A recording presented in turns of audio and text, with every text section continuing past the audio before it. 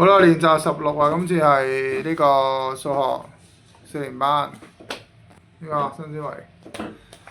咁4題7、8、10同11。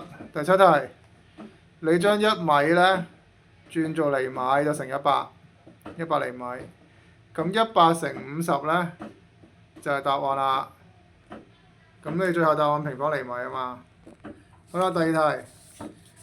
佢長乘闊呢就係面積，咁倒翻轉啦，你面積除翻闊就係長㗎啦，呢度有冇問題啊？大家呢度好熟㗎喎，應該都之前講過、解釋過，俾個例子，咁你除翻去就得啦，咪答案咯。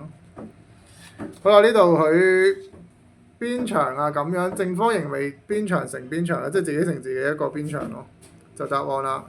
咁你留意呢個米嚟嘅，咁佢平方厘米就係4乘4咯，然之後。平方厘米係單位，咁之後呢，佢每一個就受85，咁你再乘85咯，將個答案得唔得？4乘4乘85。呢度下一個呢，就長呢個闊呢個長方形剪個最大，你其實可以畫圖嘅，佢最大嗰個正方形呢，邊長就13，全部都係13邊長。咁佢呢個呢，因為佢個長係18，所以呢個係18咯，而家呢個係18，即係呢個係18。咁佢話剩低餘下部分啊嘛，你兩個做法啦。第一個你18減13先，咁知道呢度係5，咁之後5再乘5乘13咯，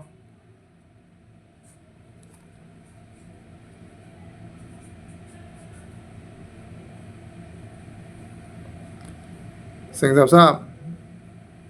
咁呢個第一個做法。